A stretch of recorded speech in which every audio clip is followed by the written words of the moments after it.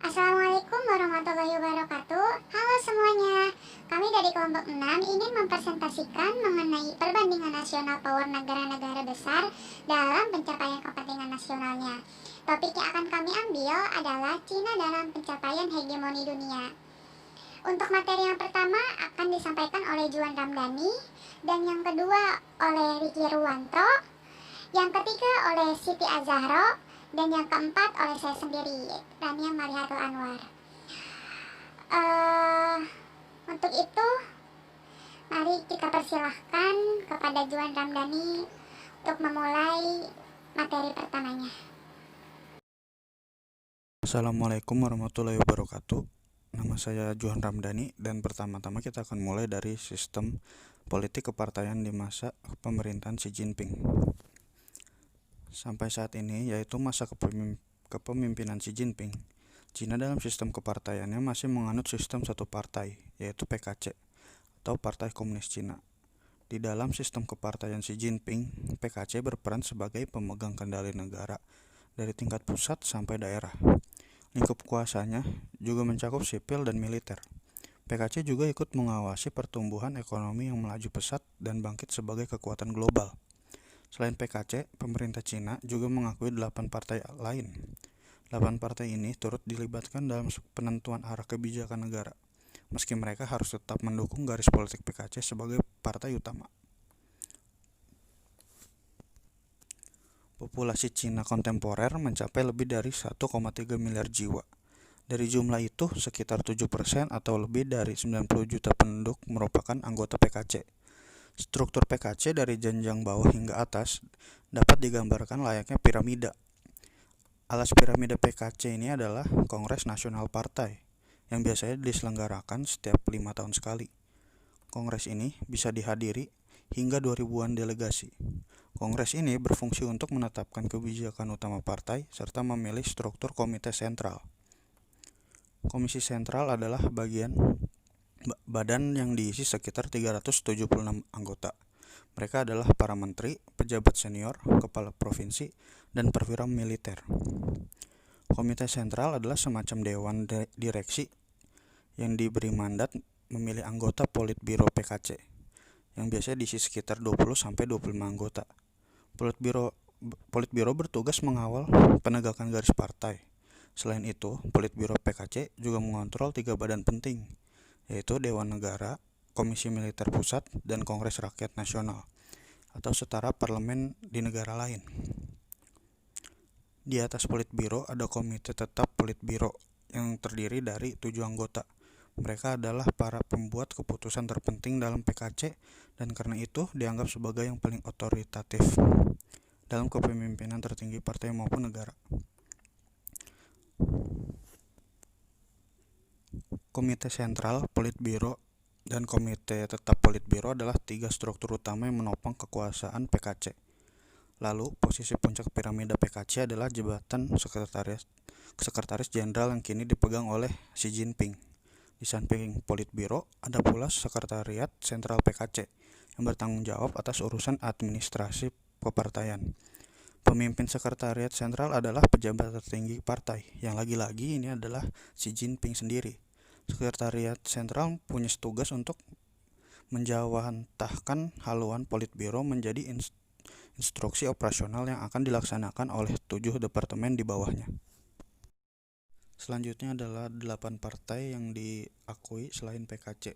Yang pertama adalah Partai Komite Revolusioner Kuomintang Tiongkok. Partai ini didirikan pada tahun 1948 oleh anggota sayap kiri Partai Kuomintang. Mereka keluar dari Partai Kuomintang pada masa Perang Saudara di Tiongkok. Partai ini didirikan di Hong Kong yang ketika itu masih dijajah Inggris. Pendiri dari partai ini tidak sepakat dan menentang kebijakan Chiang Kai-shek. Partai ini menegaskan diri sebagai pewaris sejati ajaran dan pemikiran Sun Yat-sen. Lalu yang kedua adalah Partai Liga Demokrasi Tiongkok. Partai ini didirikan pada tahun 1941. Partai ini adalah koalisi dari 3 partai pro-demokrasi dan 3 kelompok penekan atau pelobi. Partai ini punya 2 tujuan utama. Yang pertama adalah memberikan dukungan pada usaha-usaha Tiongkok melawan Jepang dalam Perang Sino-Jepang kedua. Lalu yang kedua, untuk menawarkan jalan ketiga kepada kaum nasionalis dan kaum komunis. Yang ketiga ada Partai Asosiasi Konstruksi Nasional Demokrasi Tiongkok. Partai ini didirikan di Chongqing pada 16 Desember 1945 oleh Vocation Education Society, mantan anggota Liga Demokratik Tiongkok. Anggotanya terutama pengusaha dari industri manufaktur, keuangan, atau komersial baik di sektor swasta maupun negara. Ketua partai yang sekarang ini adalah Chen Changzi, atau mantan wakil menteri di Kementerian Pengawasan. Partai ini memiliki sekitar 170.000 anggota. Yang keempat ada Partai Asosiasi Tiongkok untuk Memajukan Demokrasi, atau Zhongguo Minzu Chujin Hui. Partai ini dibentuk pada 12 Desember 1945. Ketuanya saat ini adalah Yan Junqi, Wakil Ketua Komite Berdiri Kongres Nasional Rakyat Tiongkok. Partai ini memiliki 156.808 anggota yang terdiri dari intelektual yang bergerak di bidang pendidikan, budaya, dan penerbitan. Partai ini memiliki majalah bulanan bernama Minzu, artinya demokrasi. Ideologi partai adalah sosialisme dengan karakter khas Tiongkok, patriotisme, progresif, dan sosial demokrasi. Lalu yang kelima ada Partai Demokrat Tiongkok dan Pekerja Tiongkok. Ketua saat ini adalah mantan Menteri Kesehatan Cheng Ze. Partai tersebut berawal dari runtuhnya Front Depan pertama pada bulan November 1927. Anggota awalnya adalah nasionalis sayap kiri, Komite Aksi, sementara Partai Nasionalis Tiongkok berada di posisi ketiga terbesar pada akhir 1920-an sampai 1940-an. Partai yang keenam adalah Partai Tiongkok Kepentingan Bersama. Partai ini berasal dari organisasi Hung Society di luar negeri. Hung Society Xinghonghal berbasis di Francisco, Amerika Serikat. Organisasi ini salah satu pendukung utama Sun Yat-sen dalam revolusi menggulingkan dinasti Qing. Partai ini didirikan pada Oktober 1925 di San Francisco dan dipimpin oleh Chen Jiongming dan Tang Jiao, dua panglima perang Kuomintang. Lalu yang ketujuh ada Partai Komunitas Jiusan. Pada awalnya nama partai ini adalah Forum Demokrasi dan Ilmu Pengetahuan. Nama ini berubah dan mengacu pada tanggal kemenangan Tiongkok dalam perang melawan Jepang, yaitu 3 September 1945. Visi partai ini adalah memandu bangsa menuju kejayaan dan memandu rakyat menuju kemakmuran. Visi dan misi ini tetap di bawah kepentingan nasional. Partai ini memiliki 167.218 anggota pada Juni 2016, dan kebanyakannya adalah intelektual tinggi dan menengah di bidang sains, teknologi, pendidikan, budaya, dan kedokteran. Lalu yang terakhir ada Partai Liga Pemerintahan Demokratik Taiwan.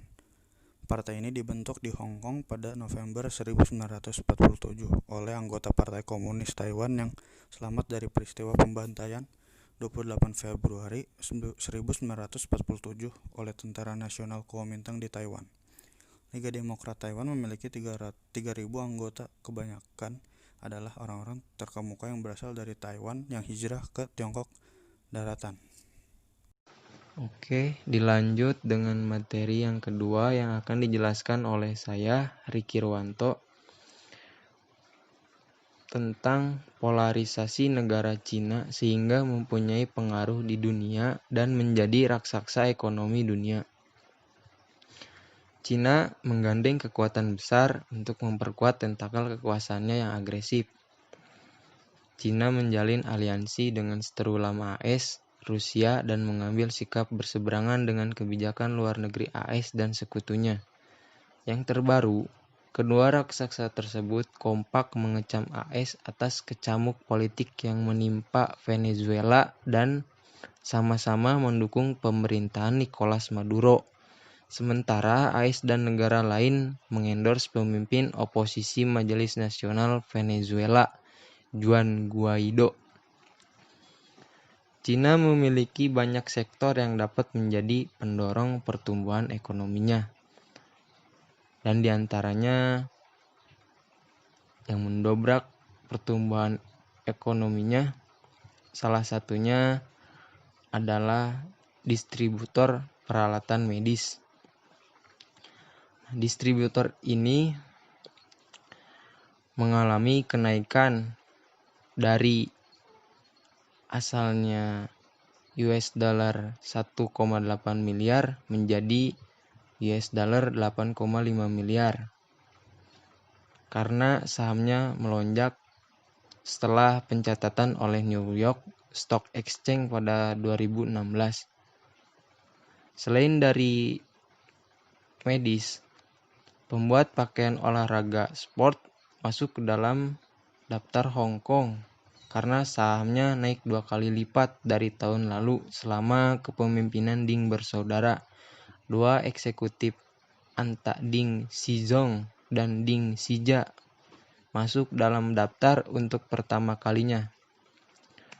Sikap Cina yang tampak semakin terbuka dan berterus terang dalam konflik berskala internasional ini dapat dilakukan seiring dengan semakin melemahnya hegemoni politik dan ekonomi AS dan Uni Eropa.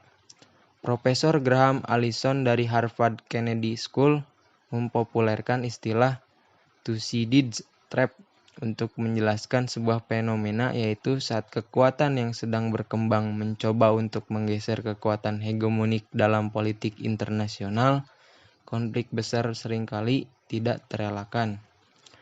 Graham Allison mencatat terdapat 16 kali momen historis di mana terjadi kasus Thucydides trap, mulai dari konflik kerajaan Spanyol dengan Portugal pada akhir abad 15 sampai dengan perang dingin antara AS dan Uni Soviet. 12 kasus diantaranya berakhir dengan perang, termasuk Perang Dunia I dan Perang Dunia II, kini dengan dua aktor utama yang berbeda, yaitu Cina dan AS. Cina secara ambisius ingin menjadi pemimpin global di bawah inisiatif Made in China yang digagas Presiden Xi Jinping. Termasuk di dalamnya adalah teknologi informasi, kendaraan listrik, dan bioteknologi. Guna mencapai targetnya, Cina tak segan menggunakan segala rupa siasatnya. Beberapa pekan lalu, Polandia mengumumkan telah menahan seorang eksekutif telekomunikasi yang dituduh menjadi mata-mata Cina.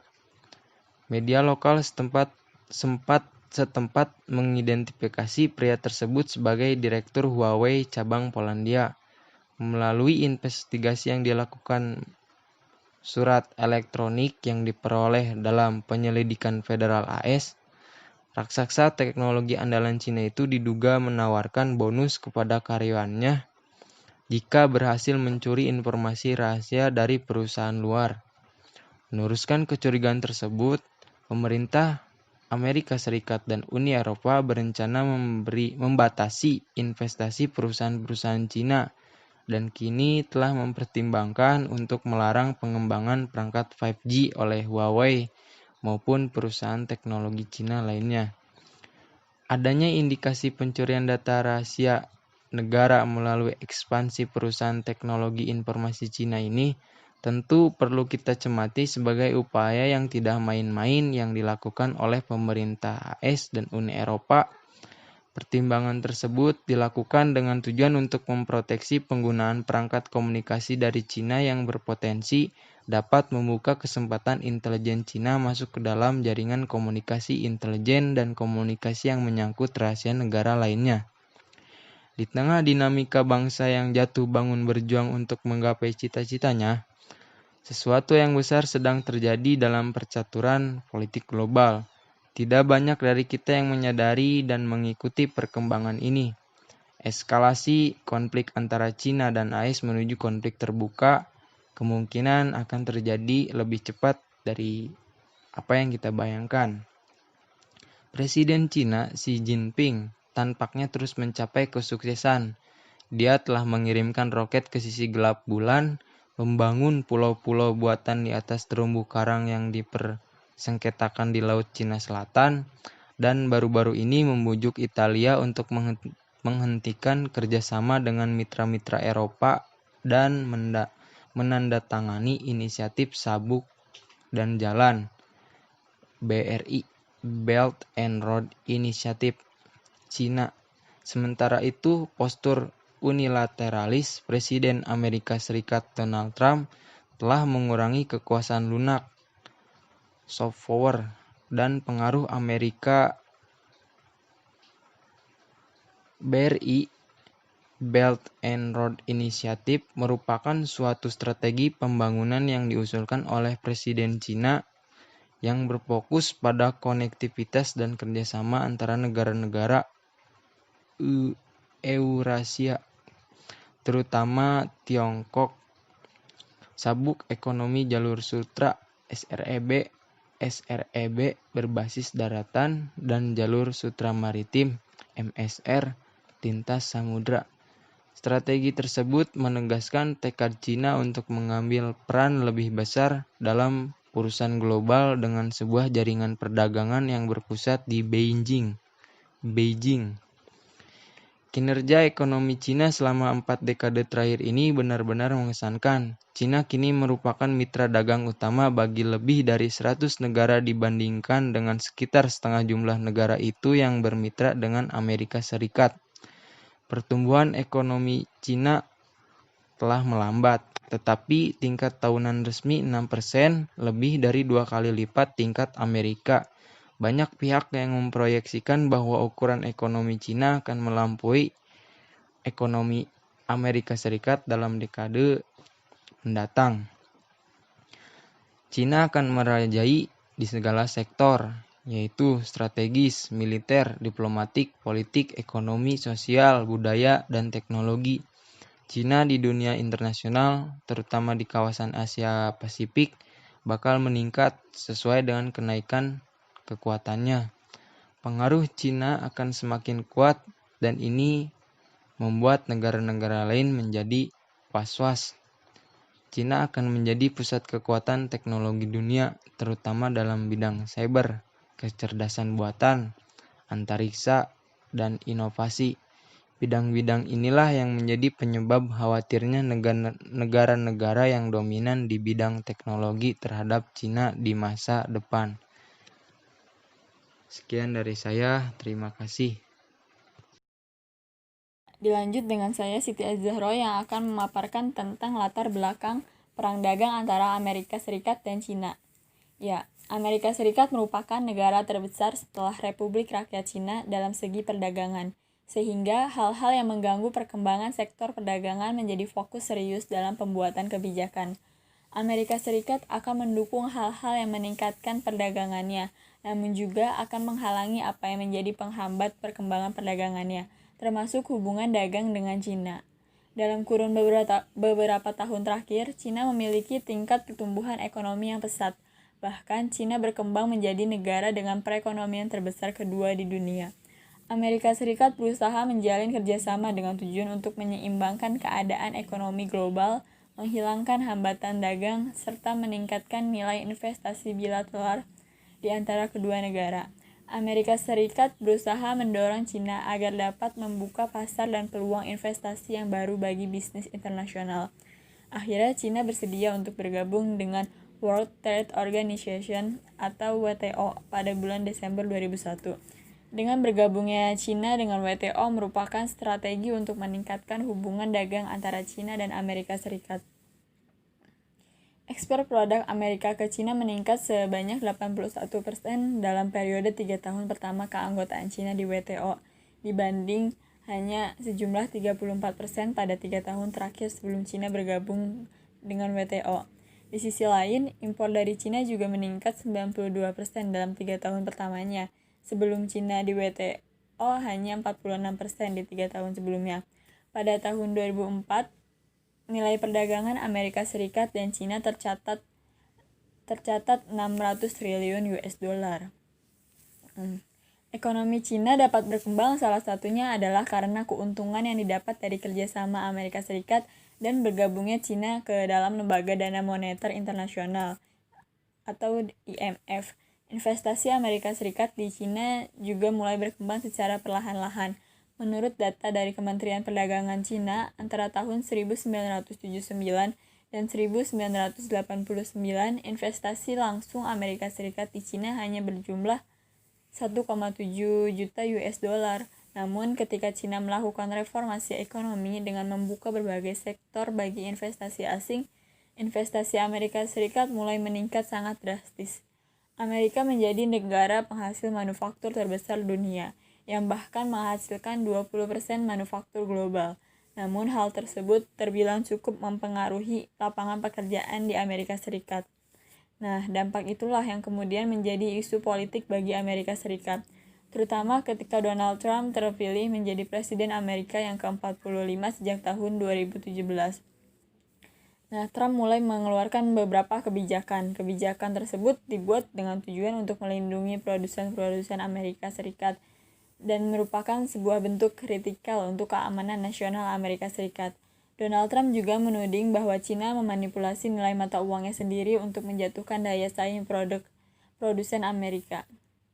Presiden Amerika Serikat juga menyatakan akan mempertimbangkan tarif pemberlakuan bea masuk impor untuk produk-produk yang berasal dari Cina, mulai dari sepatu, pakaian, hingga barang elektronik seperti gawai. Selain itu, tarif baru 25% ini akan mengenai 1.300 produk teknologi industri, transportasi, dan medis. Selain pemberlakuan tarif impor untuk barang-barang Cina, pemerintahan Trump juga mempertimbangkan batasan jumlah investasi Cina di perusahaan Amerika Serikat. Presiden Amerika Serikat menandatangani sebuah memorandum kepresidenan untuk kebijakan tarif atas produk Cina sebesar 60 miliar dolar Amerika Serikat. Presiden Trump memberikan waktu 60 hari kepada Departemen Keuangan Amerika Serikat untuk membuat daftar produk Cina yang akan dikenakan tarif. Masa tunggu 60 hari itu akan memberikan ruang negosiasi bagi industri dan parlemen Amerika Serikat dalam menyusun daftar produk yang terkena tarif tersebut. Diketahui terdapat 1.300 produk yang akan dikenakan tarif dan sebagian besar di sektor teknologi. Nah, mengingat bergabungnya Amerika Serikat dan Cina dengan WTO, kebijakan pemberlakuan tarif pajak ini menyalahi salah satu kebijakan dalam WTO, yaitu perdagangan bebas, di mana dalam kebijakan pasar bebas atau free trade ini berisi bahwa tidak adanya diskriminasi dari mana barang atau jasa berasal. Kebijakan penaikan tarif impor produk Cina oleh Amerika Serikat tersebut sangat berdampak pada ekonomi Cina, karena hal ini mempengaruhi jumlah ekspor Cina. Oleh karena itu, Cina bereaksi sangat serius. Di sisi lain, ekspor produk Cina merupakan sebuah pemasukan tinggi bagi Cina. Maka, ekspor produk oleh Cina merupakan sebuah prioritas utama bagi kemajuan perdagangan Cina. Dengan adanya penaikan tarif ini, maka akan mengganggu pemasukan Cina, karena salah satu pasar tertinggi produk Cina yaitu Amerika Serikat. Dengan adanya kebijakan penaikan tarif impor produk Cina ini, maka Cina menganggap kebijakan ini sebagai sebuah bentuk ancaman dan perang dagang antar kedua negara pun terbuka. Tujuan dari perang dagang tersebut tentu saja untuk merugikan perdagangan negara satu sama lainnya. Kekompakan Cina dan Rusia dalam sebuah pertikaian. Rusia dan Cina sudah menjalin hubungan diplomatik mereka dengan baik dari 2 Oktober 1949. Dalam menjalin hubungan strategisnya dengan Cina, Rusia lebih banyak melakukan kebijakan luar negeri dalam bidang ekonomi dan militer. Ideologi memang menjadi dasar sebuah manuver politik di dalam negeri maupun politik internasional, sehingga tidak mengherankan jika komunis melawan liberalisme masih ada sampai sekarang, seperti halnya dengan AS yang berusaha mencari sekutu baru untuk lebarkan sayap liberalismenya. Cina dan Rusia juga lakukan hal yang sama. Ya, biarpun sistem negaranya sudah tidak satu ideologi, tetapi ideologi yang dianut setiap pribadinya masih sama, menjadikan mereka tetap kompak dalam berbagai pertikaian, biarpun sempat terjadi keretakan hubungan antara Cina dan Rusia, karena salah satunya yaitu Rusia menyanggupi perdagangan alutsista ke India. yang mana saat itu India ingin mengusir Cina dari lembagawan. Tetapi banyak yang meragukan niat Rusia untuk mengkhianati Cina. Karena Cina dengan Rusia mempunyai hubungan diplomatik yang baik dan memang mereka mempunyai beberapa sektor yang saling menguntungkan seperti dari segi militer yaitu persenjataan. Cukup sekian dari kelompok kami dalam materi Cina dalam pencapaian hegemoni dunia. Kurang lebihnya mohon maaf. Wassalamualaikum warahmatullahi wabarakatuh.